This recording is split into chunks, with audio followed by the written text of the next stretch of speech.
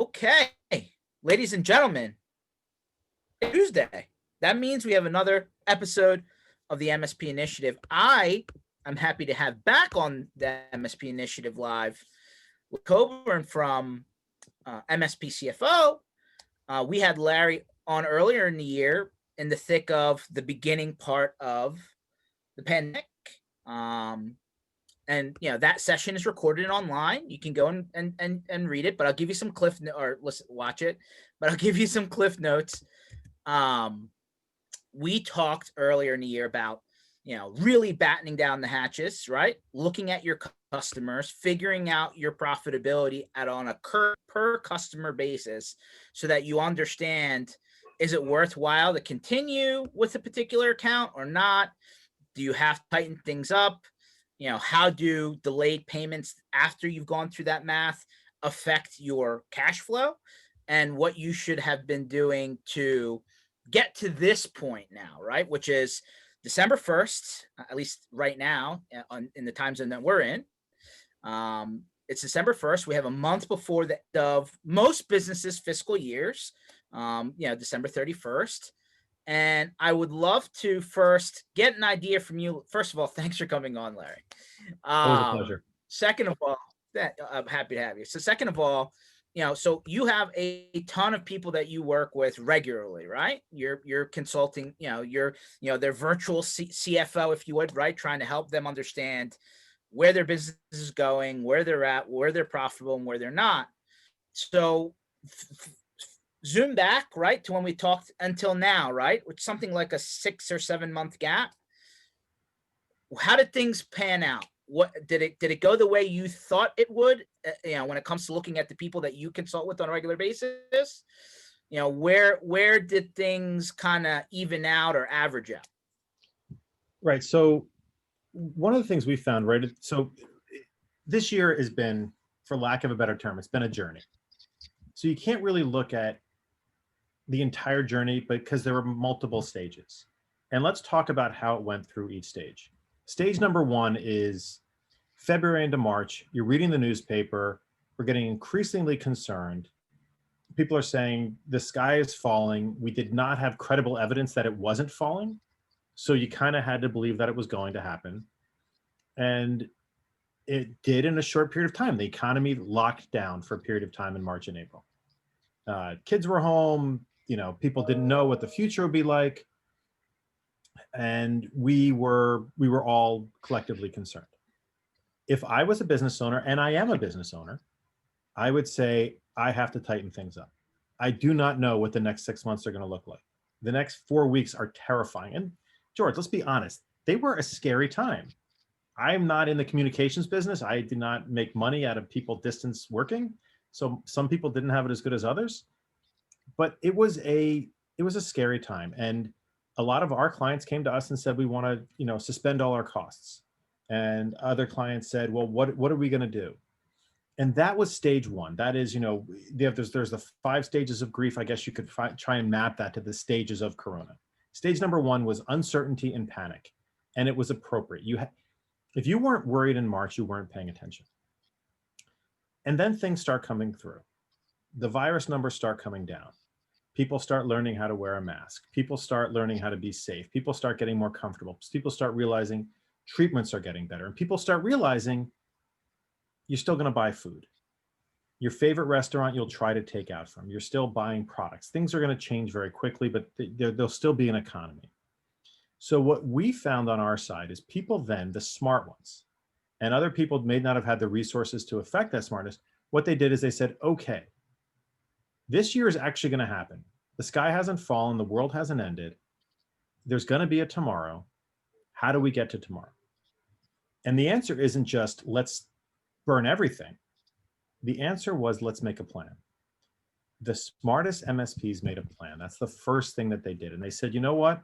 I'm going to look across my industries, and my hospitality clients really aren't going to pay their bills. My essential services, my healthcare ones, they're probably going to be okay.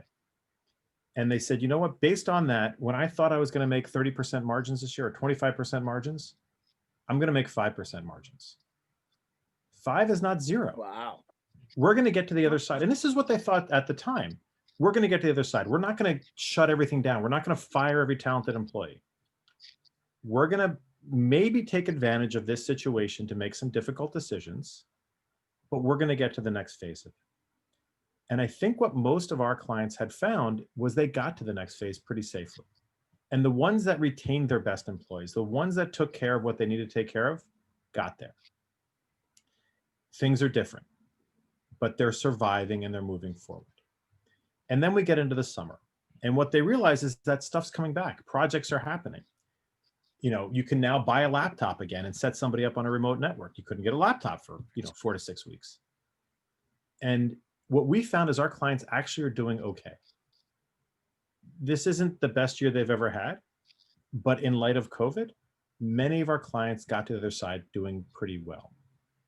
I really did not see a uniform seismic shift that was not able to revert. This wasn't a V-shaped recovery. Our industry, I think, took a dip and then came back, and it took dips in different places. Managed services were relatively stable, but project work, that kind of went on hold. You're not going on site to do a move, to do any of that sort of stuff. And that too has slowly come back. So the takeaways, the learnings that I think our clients had, and the ones that we've always tried to impress upon them, is make a plan. You have to make a plan so that who can I keep? What tools can I keep? What office space should I keep? Because if you get rid of all of it, then you don't have a plan. There's a really bright guy that I talked to years ago. He was having some tough times, and he referred to this. I may have told this to you last time you and I spoke, and it's a story that always sticks with me. He talks about American bombers during World War II flying over Germany. And we're not going to get into the imagery of loss of life and destruction of property, but it's an interesting analogy because they would carry so many bombs and ordnance over Germany that they wouldn't really have fuel left to get home. It would take so much to get them there. So they take their guns and they throw them overboard, throw them out of the plane just to be able to make weight to get home. And you're thinking, well, maybe that's going to get you home, but you can't defend yourself. So you have to be able to make that decision. How can you protect the vehicle, protect what you're talking about so that you survive? And it's difficult decisions. And I think the ones that were able to say, we can make it through. Now, So I'm sorry, go ahead, please. I was gonna say, so like, did you find that largely people didn't have to cut headcount? Did they go back? Did some people have to go back to their employees and ask them to take a pay cut? Some did. Yeah, some did- are seeing reduced okay. headcount. We actually built reports showing this is the headcount. If you had to service all your tickets, this is the headcount you needed. 3 months ago, this is what you need now. And we shared that with them, and we showed them how the headcount would change over time. And it was a small headcount. Listen, times are good for a while. Probably just about every company could afford to lose their C players. And this gave them a reason to do it. I worked in banking early in my career, and you know that in times are good, you make money, and times are bad, they filter everybody out, and just the good ones stay and they ride it to the next one. It's the same here. This was a necessary, thankfully, it was only so far a necessary purge, and most people were able to continue to move forward. I can't think of it. Obviously, the M&A activities continued, so that may have masked stuff, but I don't think there's any of my clients, I don't know about yours, that went out of business. No, I don't think any clients went out of business. I think in a few cases, some people dramatically cut back. Just, I guess they were unfortunately, maybe were heavy on hospitality, heavy on transportation, right? Heavy on the industries that literally got crushed the hardest. Mm-hmm. And they just took it because they had verticalized in those areas, and who was going to know, right? People who, which is interesting, it's like the anti-theme to the industry. The people who were more generalist, right? They had people in multiple industries. There wasn't any one specific vertical that kind of took any business on that made sense. Generally were okay, right? Maybe they, had customers that dramatically cut back. Yeah, no, maybe they had some. I've heard people who had very large customers. Let's say you had a company who Keep going. was 100 employees, mm-hmm. and now they're down to 8, 7, right? So that was a large decrease in revenue, or the guys who said, hey, I had some, contracts that were in there where basically they folded up, right? And I lost a couple of recurring agreements just because the companies aren't there anymore. But largely, no, I hadn't heard anyone just straight up say, I'm done, I'm out. Lights are off. See you next year under a different business. Right. Which really says something, because there's not a lot of industries where, or I'm sorry, I should say there were a lot of industries where it was just horrible. If you're in the restaurant business, small retail business, it's sad everything they built is now gone. So, I mean, what goes to show is that what happened for our industry, luck favored the nimble. The people that could reduce some headcount if, they found that their workload had gone down a little because they lost a few clients. The ones that could put pressure on their clients that were slow paying them so they could deal with it. The ones that adapted their schedule. They were prepared for this, and they're going to be prepared for the next one. I've heard some very, very smart people say, what happened this year was 10 years compressed into 6 months. This was a rapid maturation of the market. And, we should still plan on things like this happening, but at least you'll have a little more headway. And if you so let's ask some. Sorry, go ahead. Yeah, let's ask some targeted questions. So a lot of people took either PPP or idle money, obviously US facing companies. We didn't know what was going to happen. There was a lot of talk about automatic forgiveness below a certain amount, stuff like that. But what seems to have come out, unless it changes, is that from the IRS is going to forgive any loans or any forgived, amount that you get as just straight up income. Yes. Have you heard that? Well, so it's I'm sure you get multiple emails from accounting firms on a regular basis. So some of the emails that I've read, you and I are not accountants. People should review this with their own tax advisors. But what I've read is that the government was kind enough to lend us money. The government also will forgive that loan. A forgivable loan is a taxable event. Somebody's essentially giving you the money. Let's say it's $100. They've given you $100. That's $100 in revenue. And they're going to say that's tax-free. Except you already spent $100 of money on your employees if you used it the way that PPP was originally intended. And obviously there's broader uses now. So what they're saying is, okay, we'll let you keep that $100 and not call it taxable. But when you spent the $100 on your employees, that's no longer a tax deduction. So what they're saying is essentially, at the end of the day, yes, what you receive for PPP is now a taxable event. But what I've read recently is even worse than that. So I don't know about you, and I read, it's actually public knowledge. I think they're making everybody's name public. I received PPP. I will be completely frank about it. I was going to consider reducing payroll. I also was in the panic mode. I opted not to reduce payroll because PPP was there. So I said, listen, if things go badly, at least I have the government that will pay the salaries of my people. I did not reduce payroll. I used my PPP for that. And we did take a hit. What I would say, though, is that what I've read recently, though, is that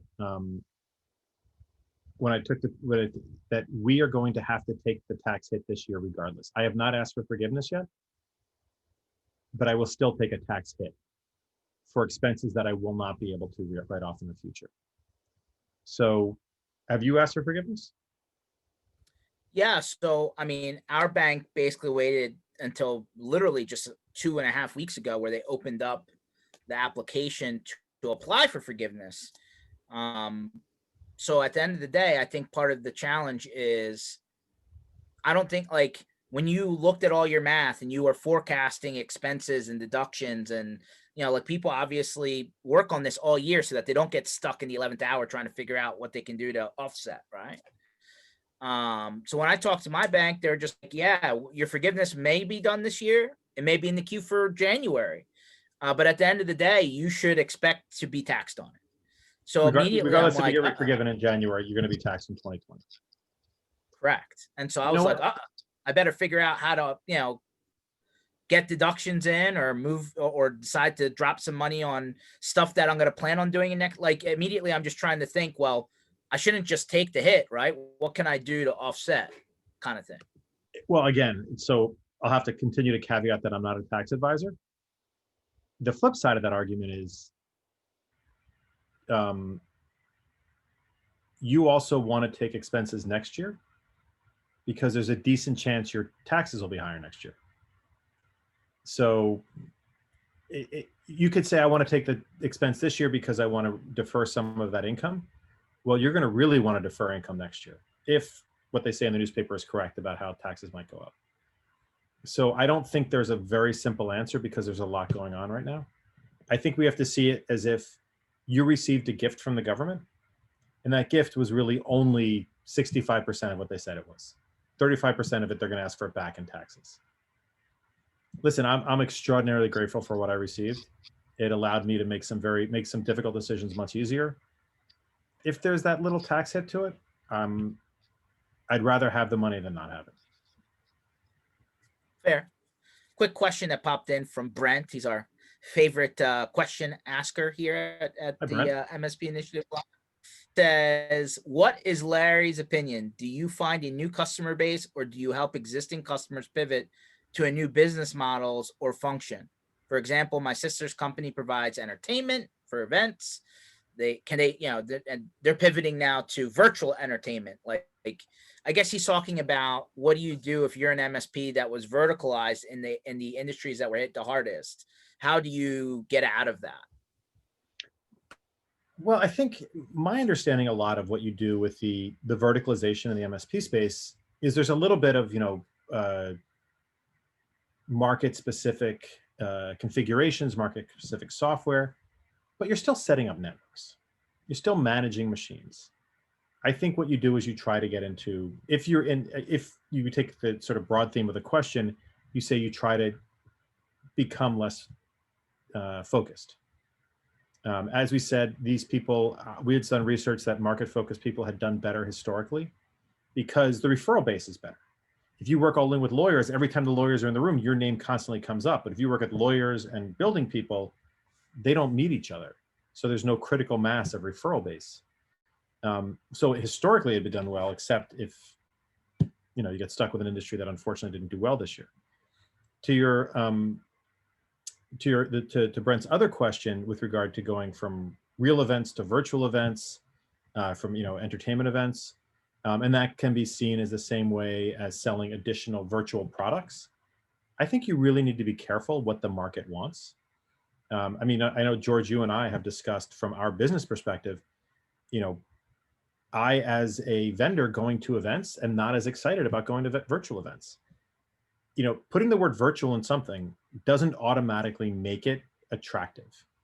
It's not an exact substitute.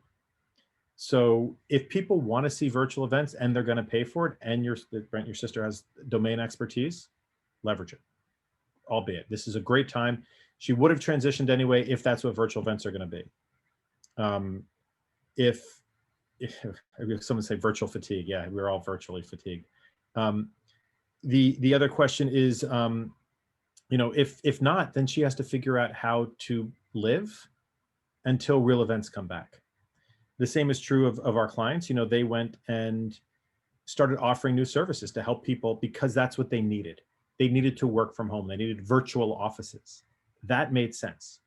Virtual entertainment may or may not make sense. So I think it really is specific to what they're doing and whether there is an appetite for it. Our family watches movies, all these movies right now on TV instead of going to the movie screen. That works.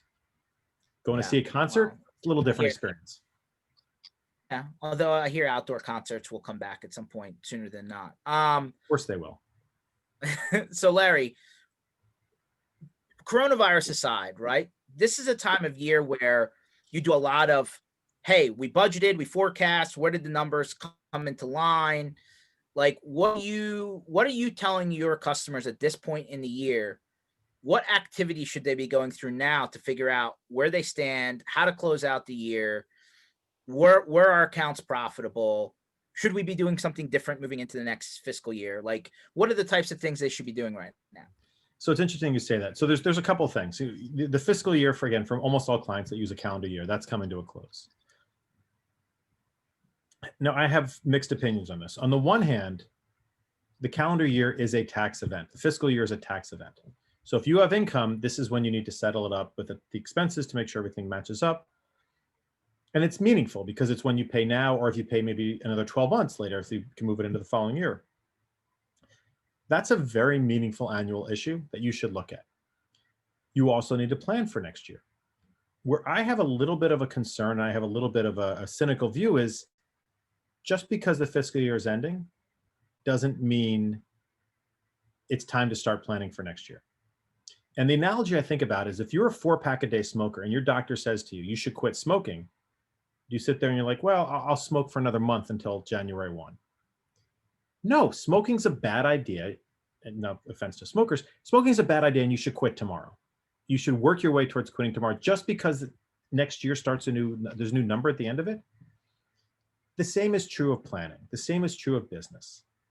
You should always be working to improve. If you're planning from a tax perspective, what you want your income to be, yes, there are events you should do. I personally believe in continuous improvement, and this year was a perfect example of it.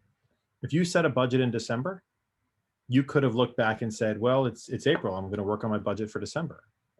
Or you could say, things are changing, I have to adapt my budget. I'm not going to wait for a new year. The same is true, I think, for people going forward. They need to look at their initiatives, what they can fund in the next quarter. What are their rocks? What are their longer term goals? Build that budget. So first, obviously, separate issue, take care of your tax issues. Talk to an advisor, let them help make good decisions. Other issue, make a plan. And the reason this plan exists is you need to know, one, are you going to have enough money to pay yourself?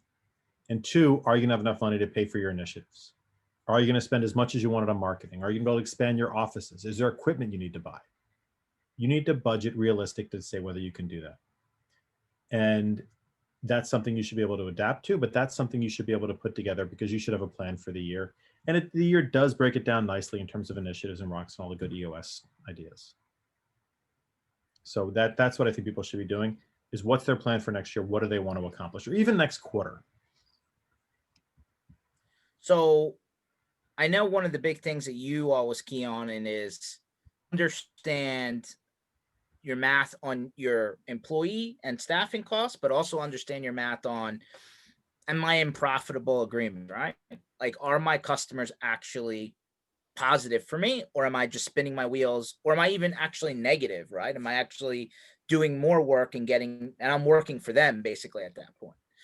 At what, I know you said, hey, like the end of the year's a tax thing, but going into like the next 12 months, isn't it a time now to like literally look at, hey, maybe it's time to start, and I know everybody's trying to hold on to as much revenue as possible, but if you're not making money on an account, or if you're losing money on an account, it's probably a good time to start thinking about how to deal with that instead of letting it drag on. No?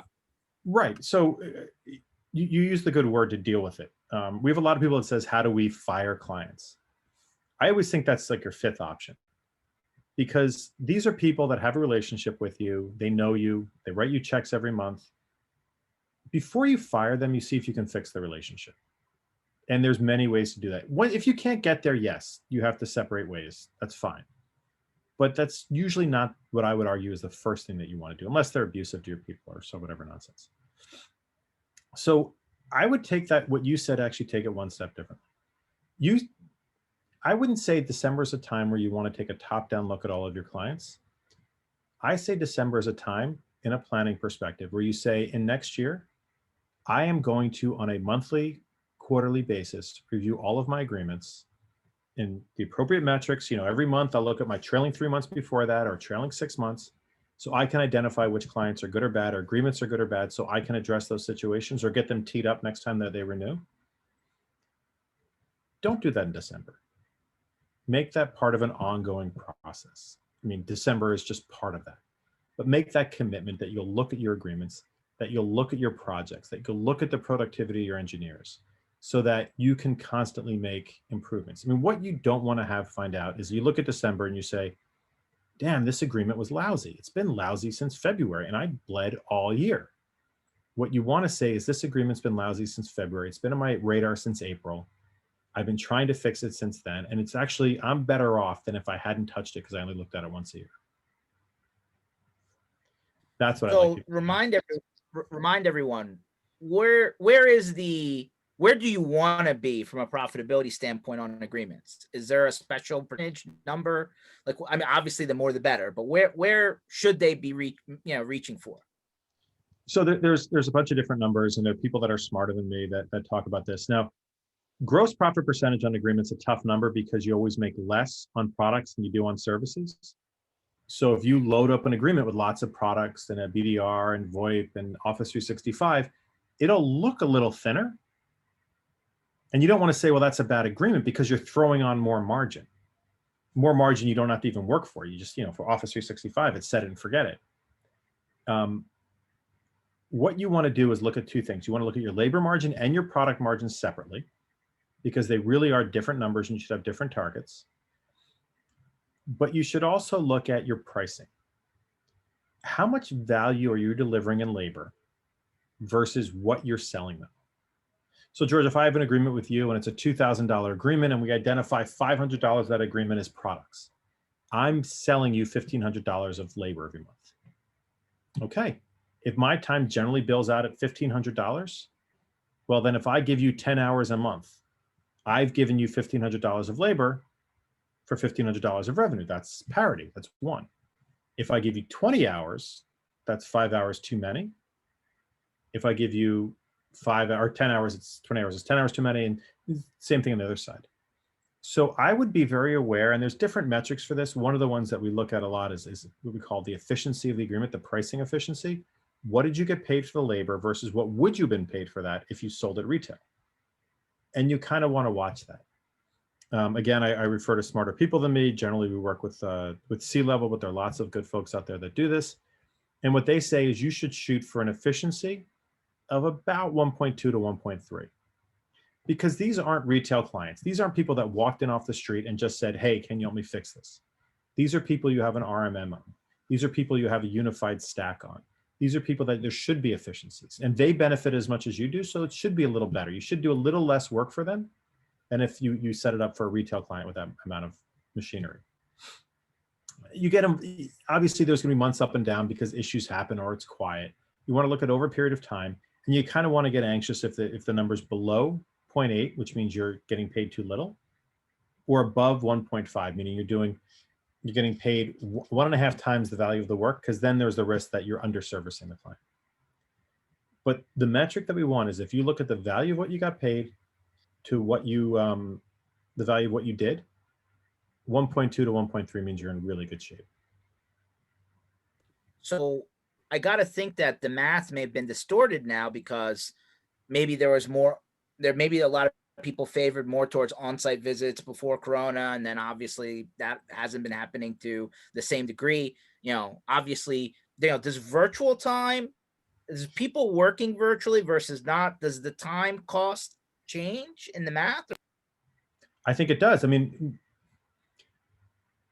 so there's a couple of things there. One is if you can resolve someone's problem on site, or if you can virtually be on site and essentially be the IT person on call for a company, if your one day on site is done from your home or from your office where you're on site and you're available, you're still doing the work.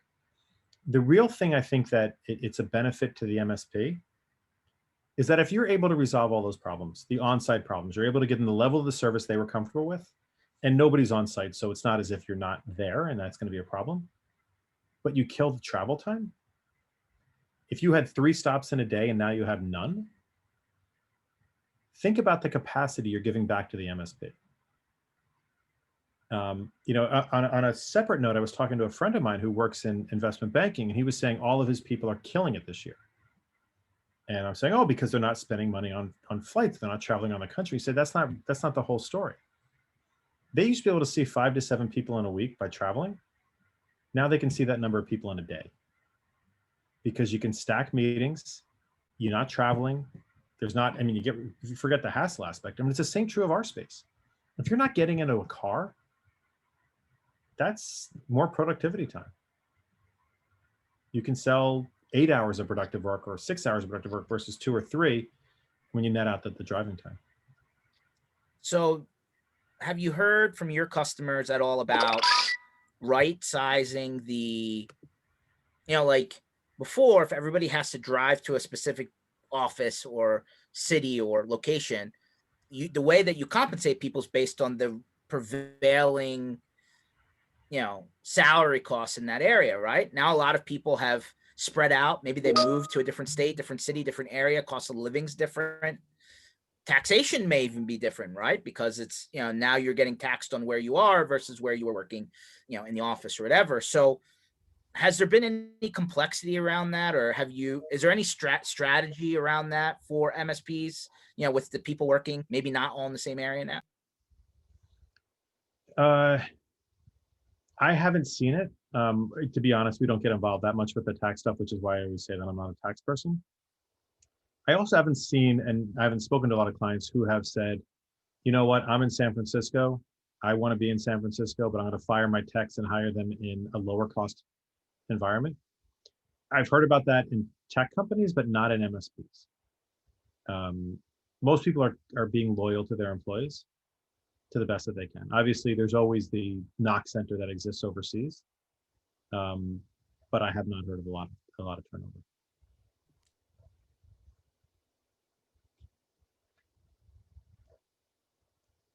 I'm sorry, George, you're muted. There we go. I got it. First of all, very quickly explain to us what Ebitda is and I'm sure there's a lot of calculators and resources out there. And apparently you're not a fan of this newfound term called Ebitda. I'm not a fan of it. I mean, you either made money, you didn't. C meaning, C at the end meaning coronavirus. I'm not a fan. You either made money or you didn't make money. So Ebitda is, in simplest terms, it stands for earnings before interest, taxes, depreciation, and amortization. It's essentially your operating cash flow. It's how much cash you can have to operate the business. If somebody's going to buy you, they may be able to play with the taxes and maybe able to play with your debt structure. So what they do is they look at it as what's your cash flow? How much can I buy you for? What are you worth? What are you throwing off as a company? You can say, well, we're taking out depreciation and amortization because those are really not cash expenses and taxes. And you could say we're throwing out Corona's expenses, but they're real expenses. You can write them off as a one-time expense and make an excuse for it. I don't love the acronym that it's standard, standard. And I will tell you, going back in the day, 20 years ago, people used to talk about EBITDA for the pets.coms of the world. Earnings before interest, taxes, depreciation, amortization, and marketing. I mean, it was silliness. These companies were marketing companies. If you take away the marketing expense, sure, they'd be profitable, but they wouldn't be anywhere. I think the Corona is a one-time event. You should be able to take it out and have a discussion with someone as you need it. Remember, Ebitda is something that you can brag about at a cocktail hour, but more practically, it's something you share with your bank or you share with your investors. So when you talk to your bank about it, either they will or will not accept it. You cannot impose that upon them. And when you talk about your investors, either they will or will not accept it because they're writing you a check, and then they may or may not decide to write you a check to cover it. And say that you're worth as much without the Corona expense. So I'm skeptical. Corona is just another one-time expense that a lot of people have had. Speaking of which, I mean, I know a lot of people earlier in the year who had like revolving lines of credit or something like that with their bank. The banks, I guess, did what everybody else did, right? Which was severely pull those back so that, they didn't get caught in a vice. Where do things stand now when it comes to bank financing? And, is Ebitda the only thing they're looking at, or do you find that some of your customers are finding that financing is now still available or easier to get? Like, what are you hearing around that? It's funny. Obviously, so there's a couple things to unpack that. First, the banks did tighten up the credit.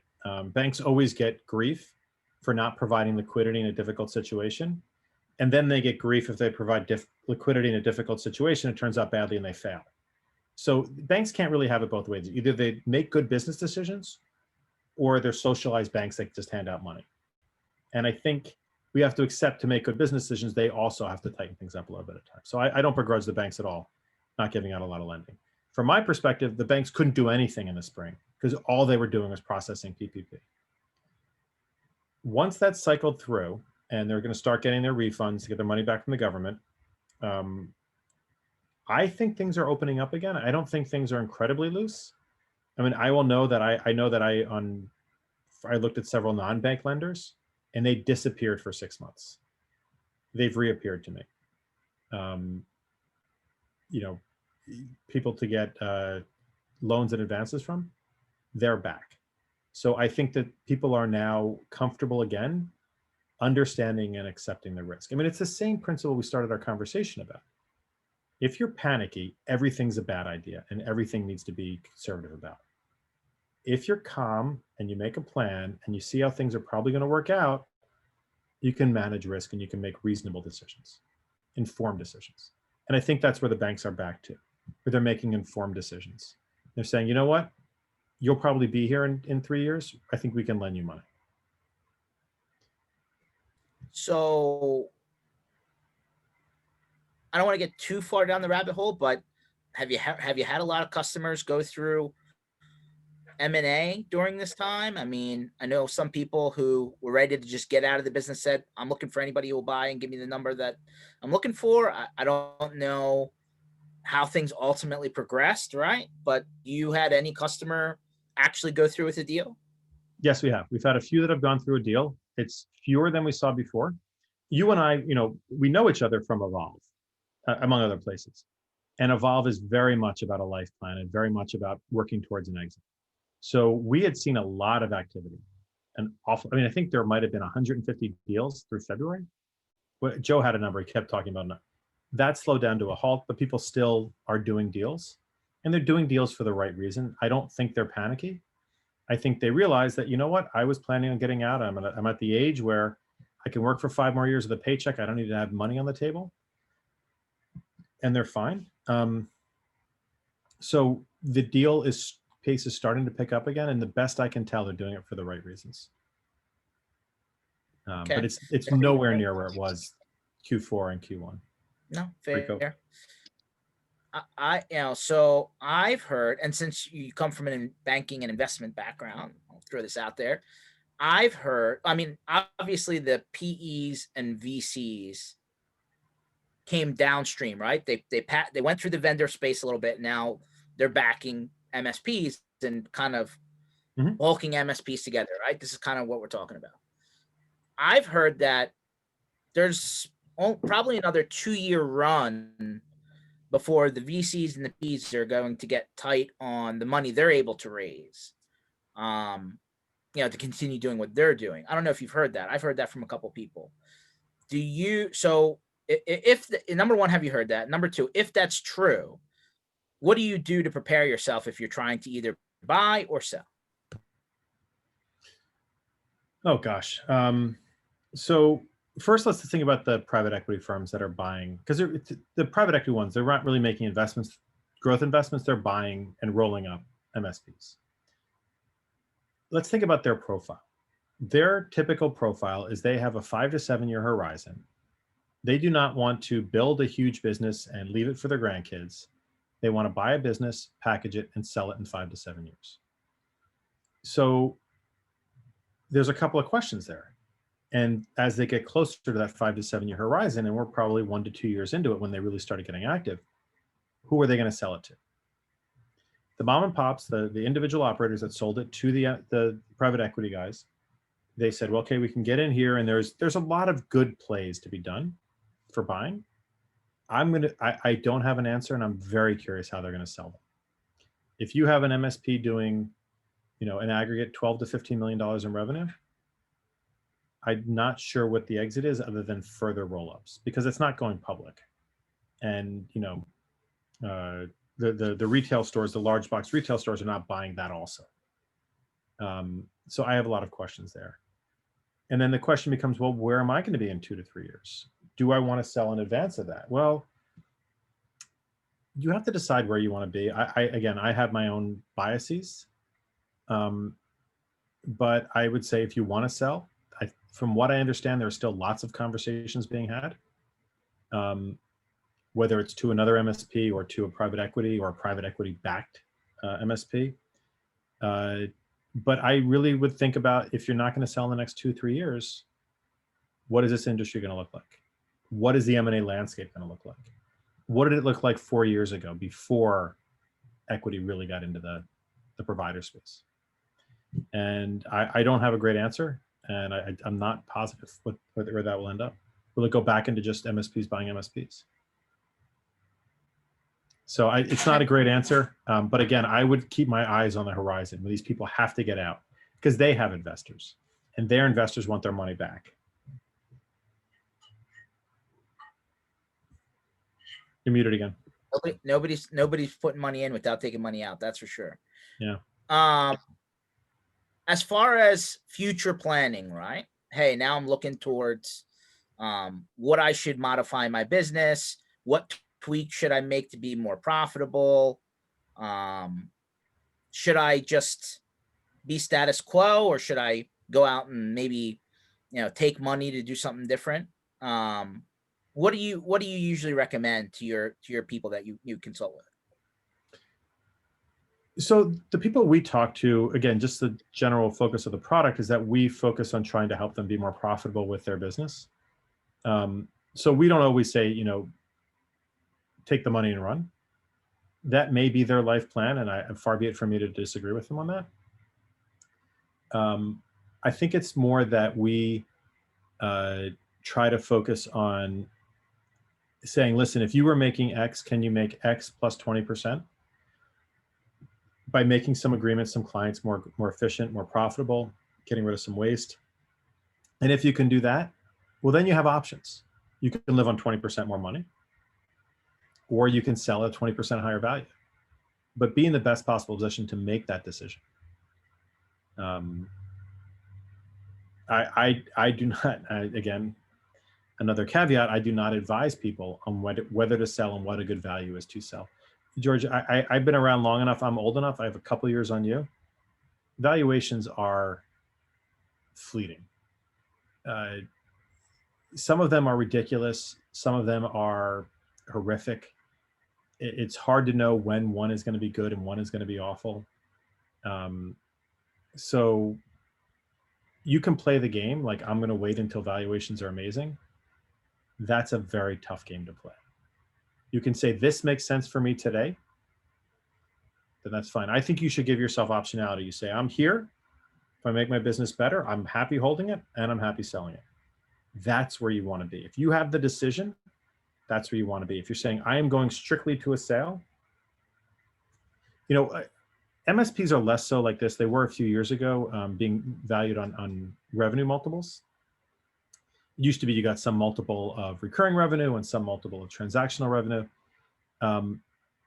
So it was in your incentive, it was in your goal to sell as much revenue as possible, not even profitably. And the challenge there would be then, well, if the winds changed, people said, we're selling you based on your profitability, based on your Ebitda, based on your net margins. Well, I have no net margins because I'm making all this money and not making any money off of it because I was trying to hit a target. I was trying to build my business to a revenue multiple. And that doesn't work anymore because people don't do it. I think that's where you can get stuck in a trap. So I always tell people I advise generally, if anybody asks, which they're smart enough not to ask often enough, try to grow your business to give you the options to do what you want to do. And it could be one of three things. And give yourself the option to pick which one of the three.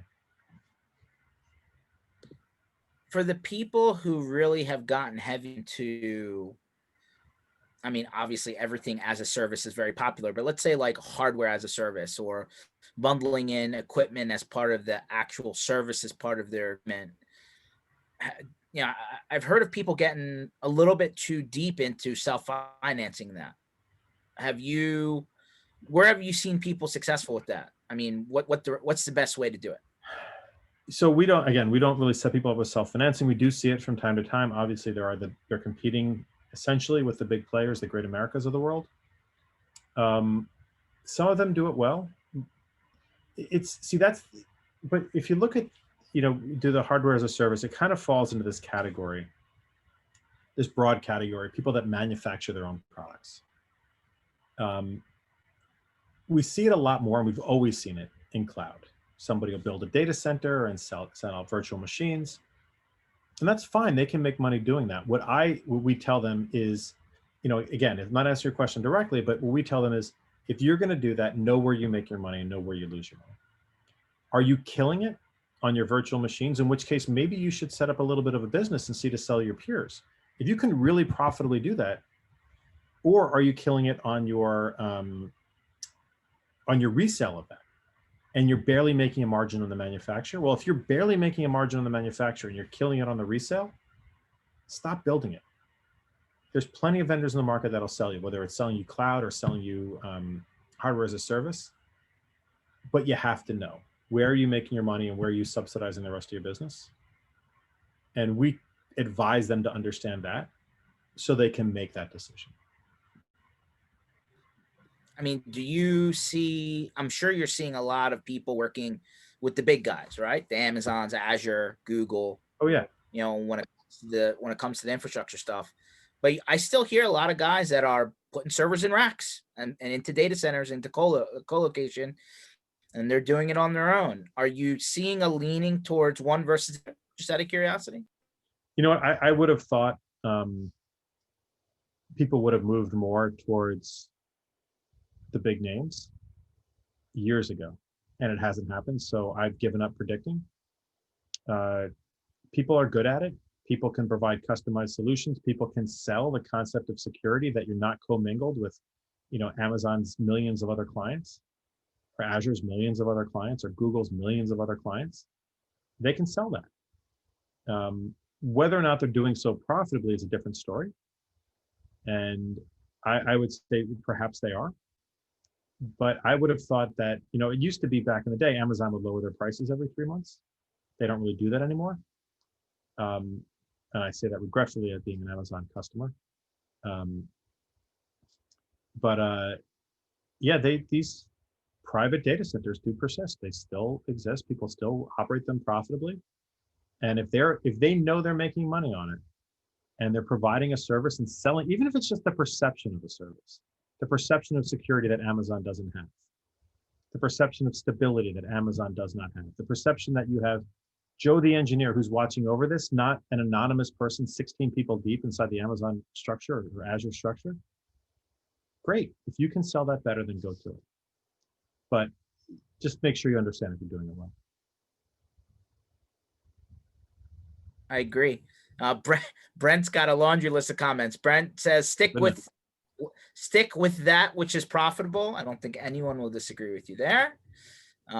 He said, great question and answer line on profitability when it comes to cloud, whether you do it on your own or you go to the big boys. I mean, obviously, to that point, I think the marketing dollars for the big guys are definitely noticeable. But I think this year more than any other year, Larry, because everybody's so stuck on the virtual, I think people feel the outages a lot deeper now. And there's been some big ones even in the last. Microsoft had a few. Amazon just had the other, like last week. So yeah, those big guys had problems. ConnectWise was down. Brightgauge was down. Yeah. Thankfully, for by happenstance, we're in a different data center. Yeah, for like a day, it was a tough one for sure. And then he also says the VC backed MSPs or somebody who's looking to go down that road, are they looking to gain market share or eliminate competition by purchasing another MSP? I guess that comes back to the whole idea of where do you go once you get to a certain point. So it's actually, Brett, the answer to that question is neither of the above.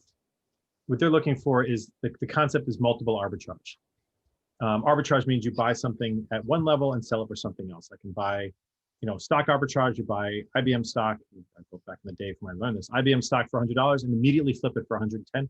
That's riskless arbitrage. You sell it before you bought it. It doesn't really exist, but that's what arbitrage is. You sell something for more than it's worth. So what they're going for is what's called multiple arbitrage. If they buy an MSP above a certain size, and I don't remember where the number is, let's say it's 5 million in revenue, that MSP might be worth 4 times earnings, or let's call it 6 times earnings. It's a platform company. If I buy an MSP for 1 million, that might be worth 3 times earnings. So if you buy an MSP for 6 times earnings and you hold that, and that's what it's worth because it's worth 6 times earnings, and you add another MSP with $1 million of profitability, you've bought it for 3 and you folded it into that other company, and it's not worth 3 anymore. You now added 6 because you added $1 million of profitability at a multiple that's much higher. That's, I think, what they're doing. That's the concept of a roll-up. You pay a high number for a platform and lower numbers for the tuck-ins. Obviously, there's a hope that you can have some efficiencies, but I don't think it's a market thing. I think it's really they want to get scale because larger companies have larger multiples. So if you buy 5 small companies, you might be able to get there with multiple arbitrage. I think that's the best way I've ever heard that explained, Larry. That way, and Brent thinks so too. Any feedback or advice on maybe MSPs not merging or acquiring each other, but partnering? Are you seeing a lot of your customers saying, well, hey, we're good at this, you're good at that, let's get together and we'll just kind of either, partner up on certain opportunities or pass business back and forth? Have you seen that? I don't see a lot of it. I don't. I knew of one Evolve group where they kind of had shared services, but I really don't see a lot of sharing tickets across MSPs. Obviously, these people always will. MSPs will always look for, they have a client who's got a satellite office in Texas. They'll look for a resource to be able to help out that Texas person if they're located in Greater New York. Yes, there's that. But in terms of like just sharing services, I don't see a lot of it. Good to know. Anything else that's worth talking about when it comes to the financial stuff? Because that's your jam. And open mic. What do you got? Anything? It's just blocking and tackling. It's just understanding your numbers, understanding what certain impacts will have on your P&L, on your ability to take home money, on your ability to pay your employees. Really, I mean, at this time of the year, I cannot say it often enough, and that is make a plan, make it flexible, because one of the issues that we may have, we're still at what, 7-8% unemployment. Economy's not great right now. It's pretty bad it's not as bad as it was a few months ago, but it's bad by historic standards. What I'm reading in the newspaper now, and it just as an anecdote, is that they may have a vaccine that's 70% available by May. There's somebody else that's talking about universal testing, and we could pretty much be done with COVID by Christmas if we get his thing out. There's lots of different things you read, but the point is one of these is going to work. Either the vaccines will come out or the testing will work or something will work. And people have always been worried about how bad things were in the spring. People should be worried about how good things might be next spring. If you double your revenue or get 50% more revenue, you have to staff that. You have to be ready to manage that. You have to have layers in place. And if you sit there and you say, I can just, add one more engineer and it's the same thing, it's not. And how do you know when to add that engineer? So it's a better kind of problem, but people do need to focus on what might be coming next year on a good sense.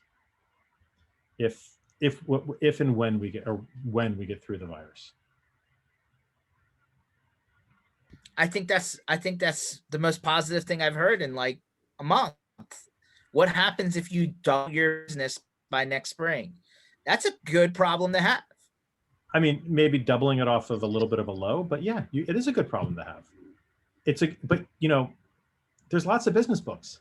Lots of businesses have failed because they could not digest growth. It's true. Growing is not easy. Scaling is not easy. Yeah, I agree. And I think, people have all read enough of the books, and you and I have read enough of the books to know the worst attitude you could take as a manager is, this will work if I only just work harder. That's a losing proposition. So you need a plan. It may not be that good. This is true. So be self to plan for in case it is. Yeah. That is true. We have Nick chatting in. He's like, I'm a single man IT shop that's doubled my sales this year from the previous, and now I have to plan to hire for next year. Nick, that's great news, man, because that's the hardest time. Like at the very, like you hiring your first person or two or three outside of yourself, that's one of the scarier times in the whole story of MSP land, really. Because how do you know when it's just right? Is it just like, do you get to the point where you're collapsing because you're working 100 hours a week and you just can't do it anymore, or what? Yeah, so that's definitely a scary time. But you know what? When you get over that threshold and you do start to add good people, and I think that's the hard part, finding solid guys to work with you, because not everybody thinks the way you do or works the way you do. Everybody has a different view. Once you're able to connect the dots and get good people in their seats, it does change things, man. You can start to like live a little bit more and breathe too, which is, I'm sure, what we're all after. Although I don't think Larry's working 100 hours a week. Always working, always thinking about the business. Sure, of course. Larry, how do people find you, connect with you, see what you have to offer, if that's, if you can help them out at all? Sure. So if anybody wants to reach out to me, come to our website. It's www.mspcfo. You can find me on LinkedIn. Feel free to reach out to me there. This is just so you know, I'm just not that interesting. George got all the interesting out of me in this hour. So don't be surprised if I'm less interesting outside of here, if I was ever considered marginally so here. And I'd be happy to talk to anybody. I will tell you that George and I become friends over the years from being on the road. And I very much look forward to getting back out there. Going back to the shows, hanging out in the lounges, waiting for people to walk by. I love talking to people. I love talking about the business. I love helping people. It's what we've really tried to do. And if anybody wants to reach out, I'm happy to have a conversation. Hey guys, good advice from smart people. Can never get enough of that. So don't hesitate to reach out to Larry, myself, or anyone else that you find on these sessions, because we're here to help you, and that's why we've been doing this entire time. Anyway, appreciate everyone for coming on board today. This session was completely recorded, like Larry's past session. You can find that at mspinitiative.com. Just go down in the timeline and you'll find him. I hope you connect with Larry if you think he can help. Or just even say hi. Larry, appreciate you for coming on board. I know you're a busy guy, but I thought this was an important time of year to ask the hard questions, and we had some good ones in there.